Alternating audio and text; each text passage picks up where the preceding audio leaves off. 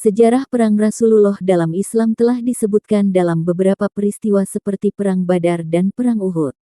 Perang yang dilakukan oleh Rasulullah sebagai respon terhadap apa yang dilakukan oleh orang kafir terhadap umat Islam. Orang-orang kafir pada masa itu telah menghalangi dakwah Islam dan bahkan mengancam jiwa dan harta umat Islam. Maka perang menjadi pilihan untuk menegakkan agama Allah. Dalam hal berperang terdapat aturan-aturan untuk mencegah kerusakan yang sangat besar. Jika kita melihat perang saat ini, kerusakan yang ditimbulkan sudah sangat parah. Perang Suriah misalnya, yang menewaskan ribuan masyarakat sipil dan memaksa sebagian lainnya pergi ke negara-negara lain.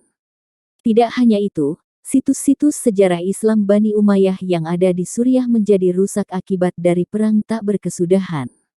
Contoh lainnya seperti perang di Yaman, Irak, dan Afghanistan menyebabkan pemerintah sulit mengontrol negaranya.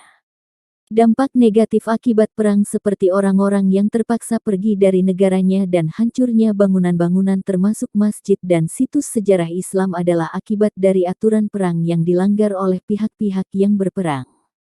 Berikut ini secara ringkas adalah aturan-aturan Islam dalam melakukan peperangan. Pertama, sasaran dalam perang adalah prajurit musuh yang ikut berperang. Selain prajurit, tidak boleh diperangi. Wanita, anak-anak, ahli agama dan orang tua tidak boleh dibunuh sesuai dengan hadis Rasulullah.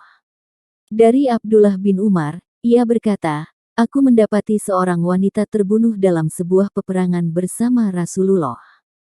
Kemudian beliau melarang membunuh kaum wanita dan anak-anak dalam peperangan." Hadis riwayat Bukhari nomor 3015 dan Muslim nomor 1744. Dari Anas, sesungguhnya Rasulullah bersabda, "Pergilah kalian dengan nama Allah, dengan Allah dan atas agama Rasulullah.